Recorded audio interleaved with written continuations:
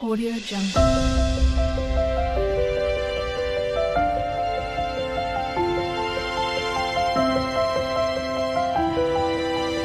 Audio Jungle. Hello મિત્રો, મહાદેવ બ્લોગમાં આપ બધાનું હાર્દિક સ્વાગત છે. મહાદેવ હર, જય શ્રી કૃષ્ણ. કેમ છો બધા? મજામાં? આઈ હોપ કે બધા મજામાં હશો. અમે પણ મજામાં છીએ. અને જય સ્વામિનારાયણ. તો અમે પણ પહોંચી ગયા છીએ નીલકંઠ ધામ. જય સ્વામિનારાયણ. તો આ નીલકંઠ ધામ સ્વામિનારાયણ મંદિર નર્મદા નદીના કાંઠે પોઈચા ગામ પર સ્થિત છે, જે ભરૂચથી આશરે 80 કિલોમીટર અને વડોદરાથી 60 કિલોમીટર દૂર છે. તે સુંદર સ્વામિનારાયણ મંદિર વિશાળ વિસ્તારમાં બાંધવામાં આવેલું છે અને સૌથી સુંદર યાત્રાધામ પૈકીનું એક છે. ગુજરાતની આસપાસ લોકોને આકર્ષે છે. તો કંઈક આ રીતેનો નજારો છે, જે લક્ષ્મીનારાયણ દેવ. પછી અહીંયાથી મંદિરનો વ્યૂ આ રીતે આવે છે. આ છે લક્ષ્મીનારાયણ દેવ.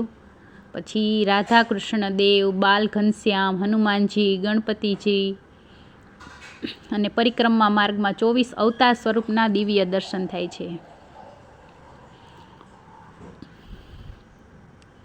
આ રીતે આખા મંદિરનો વ્યૂ આવે છે. મંદિર પરિસરમાં જ આ રીતે ભવ્ય ગજેન્દ્ર દ્વાર છે, જે 20થી પણ અધિક હાથીઓનું ઝુંડ એક ઉપર એક એવી રીતે જો શાનદાર તરીકે છે ઉપર એક ઉપર એક ઊભા રહીને સુંદર નૃત્ય કરે એવું લાગે આપના સત્કારમાં. ચાલો તો આપણે જાણીએ કે આ નીલકંઠ ધામનું નિર્માણ ક્યારે થયું. 15 માર્ચ 1799નો દિવસ એ નર્મદા નદી માટે સોનાનો દિવસ હતો, જ્યારે ભગવાન સ્વામિનારાયણ કેવળ 18 વર્ષની ઉંમરમાં નીલકંઠ વર્ણી વેશમાં અહીં પધાર્યા હતા. અને આ ભગવાનનું આગમન જ એક દિવ્ય સંકેત હતો નીલકંઠ ધામના નિર્માણનો. ગુરુકુળ સંસ્કૃતિના પુનરોદ્ધારક ગુરુદેવ શાસ્ત્રીજી મહારાજને ભવ્ય સાક્ષાત્કાર માટે આ ભૂમિ પર 26 માર્ચ 1933ના દિવસે 3.5 કરોડ મહામંત્ર જાપ કરવાની પ્રતિજ્ઞા લીધી હતી. ઈષ્ટદેવની સંકેત ભૂમિ અને ગુરુદેવની સાક્ષાત્કાર ભૂમિ પર ની સ્મૃતિમાં મહાધામ નિર્માણનો સંકલ્પ લીધો હતો. એના અનુગામી સાધુ મૂર્તિ ગુરુવર્ય મહંત શ્રી દેવકૃષ્ણદાસજી સ્વામીએ સમયના અનુરૂપ અનેકવિધ નૂતન આયોજન ધર્મ જગતને નવી રાહ દેખાડવા માટે સદગુરુ શ્રી ધર્મવલ્લભ સ્વામીને 13 નવેમ્બર 2013ના દિવસે નીલકંઠ ધામનું નિર્માણ કરીને પોતાના ગુરુદેવના સંકલ્પને સાકાર કર્યો હતો. આ બે બાજુ જે સામે દેખાય છે એ હતું નીલકંઠ હાટ, જેમાં મળે પૂજાની સામગ્રી, ઔષધિ, ધાર્મિક સાહિત્ય, રમકડા, ઉપહાર, ભગવત પ્રસાદ, મીઠાઈ, એવું બધું પણ તમને ત્યાંથી મળી રહે છે. અને આ મંદિરના કંઈક આ રીતે બધું વૃંદાવન એ રીતે એનો વ્યૂ આપવામાં આવેલો છે. અંદર ભગવાનની મૂર્તિ, પશુ પ્રાણીઓનો આ રીતે બાગ બગીચા છે. આ મંદિરનો પાછળનો ભાગ છે સ્વામિનારાયણ મંદિરનો. એનો વ્યૂ કંઈક આ રીતે છે. આખા મંદિરમાં તમારે રોકાવું હોય અને બધું જ જોવું હોય તો 2 દિવસનો સમય લાગે છે. અહીંયા રહેવા માટે પણ ગેસ્ટ હાઉસ છે, સશુલ્ક વ્યવસ્થા છે. 2200 એ રીતે રૂમનું ભાડું હોય છે. જમવા માટે પણ 90 રૂપિયા, 60 રૂપિયા એ રીતે નીલકંઠ પ્રસાદમનું પણ આયોજન હોય છે.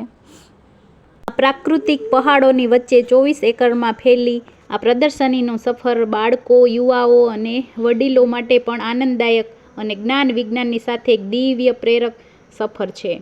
ભગવાન શ્રીરામ, શ્યામ, ઘનશ્યામ અને મહાપુરુષોના જીવન પ્રસંગની 1100 મૂર્તિ શિલ્પકે દ્વારા આપણા જીવનમાં અજ્ઞાત આધ્યાત્મિક રહસ્ય અને નૈતિક મૂલ્યોની કરાવે છે.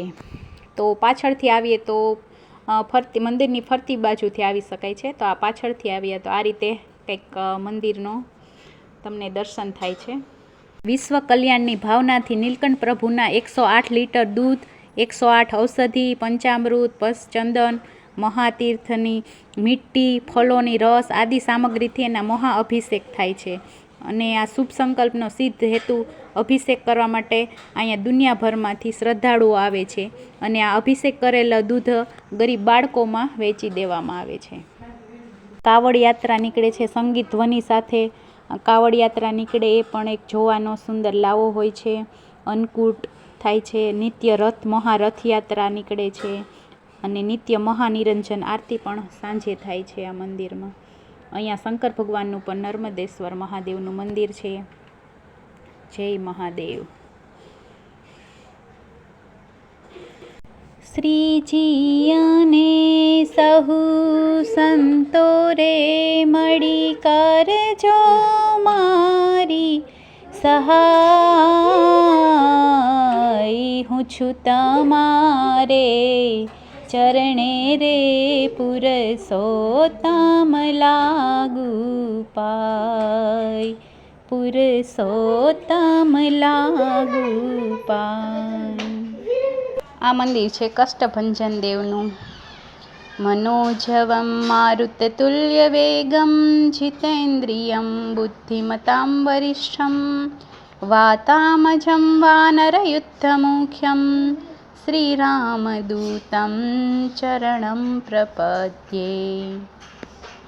એ અહીંથી શરૂ થાય છે નયનરમ્ય અને કલાત્મક હવેલી, જ્યાં વિષ્ણુ નારાયણ ભગવાન શેષ શૈયા ઉપર વિરાજમાન છે. અહીંયા એનું જોઈ શકો તમે હવેલી કેવી મસ્ત કલાત્મક છે. અહીંયાથી અત્તર, પરફ્યુમ, સ્પ્રે, હર્બલ શેમ્પૂ એવું બધું મળે છે સાઈડમાં. અહીંયા પ્રસાદ મળે છે, અન્નકૂટ પ્રસાદ. આ રીતનું સુંદર કલાત્મક હવેલી છે.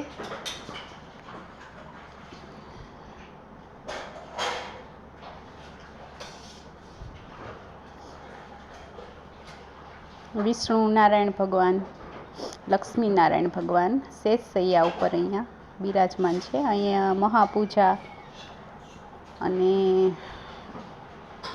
અભિષેક તમે કરી શકો છો. 30 રૂપિયા લે. તો અમે પણ અહીંયા મહાઅભિષેક અને પૂજા કરી હતી. અહીંયા ગોરબાપા બેઠા છે, એના દ્વારા તમને પૂજા પણ કરાવવામાં આવે અને પછી તમારે છે ગોરબાપાને દક્ષિણા દેવી હોય એ દઈ શકો છો. તો દર્શન કરી લ્યો લક્ષ્મીનારાયણ ભગવાનના. જય લક્ષ્મીનારાયણ ભગવાન. તો હવે સાંજના સમયે આ રીતે અહીંયા બધા જ રથ આવી જાય છે અને ભગવાનની આરતી થાય છે. શ્રી કૃષ્ણ ગોવિંદ હરે મુરારી હે નાથ નારાયણ વાસુદેવા. શ્રી કૃષ્ણ ગોવિંદ હરે મુરારી હે નાથ નારાયણ વાસુદેવા. સંધ્યા થતાં જ નીલકંઠ ધામ એક પુરાતન મહાનગરમાં પરિવર્તિત થઈ જાય છે અને દૂર દૂરથી અહીંયા ભાવિકો દર્શન કરવા માટે સ્વયં આવે છે અને ભગવાન સ્વયં દર્શન દેવા માટે મહારથમાં આરૂઢ થઈને હાથી, ઘોડા, ગાય, તોપ, મસાલ, વિવિધ વેશભૂષા, ગીત, સંગીત અને નૃત્ય સાથે મંદિરની ભવ્ય રથયાત્રા નીકળે છે રાજમાર્ગ ઉપર. અને જીવન રથના સારથી પરમાત્માના રથની દોર ખેંચીને યાત્રિકો ગદગદ થઈ જાય છે. પ્રભુ તમે છો મારા જીવન રથના સારથી, પ્રભુ તમે છો મારા જીવન રથના સારથી. શ્રીજી અને સહુ સંતો રે મળી કરજો મારી સહાય, હું છું તમારે ચરણે રે પુરુષોત્તમ લાગુ પાય, પુરુષોત્તમ લાગુ પાય.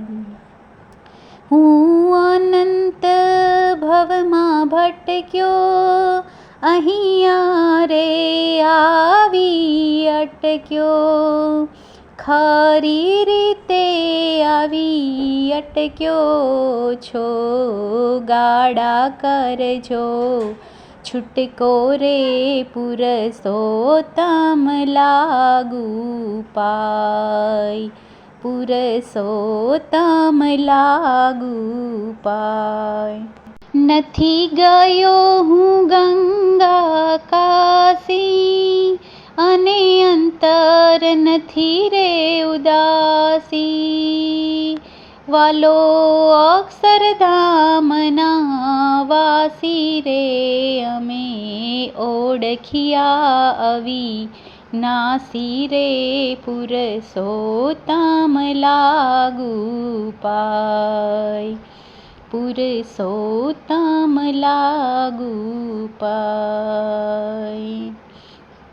શ્રીજી આને સહુ સંતો રે મળી કરજો મારી સહાય. હું છું તમારે ચરણે રે પુરુષોત્તમ લાગુ પાય. આ રીતે પ્રસાદી આપવામાં આવે છે કઠોળની, એ પણ આપણે લઈ લીધી છે.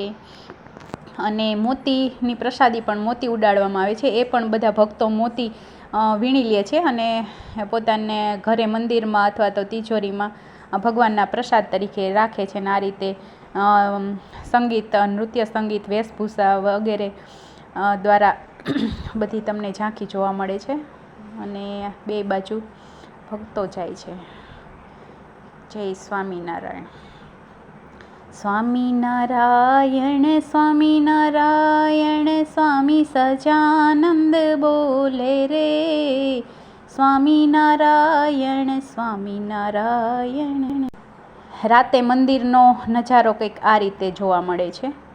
લાખ ઇલેક્ટ્રિક દીપોની ઝગમગાહટ અને 108 ઝાલર ઘંટોની ઝંકાર, શંખોના નાદ સાથે આરતી થાય છે. અને એ રીતે એમ લાગે કે સ્વયં નીલકંઠ ધામ સાક્ષાત ભગવત ધામમાં પરિવર્તિત થઈ ગયું છે.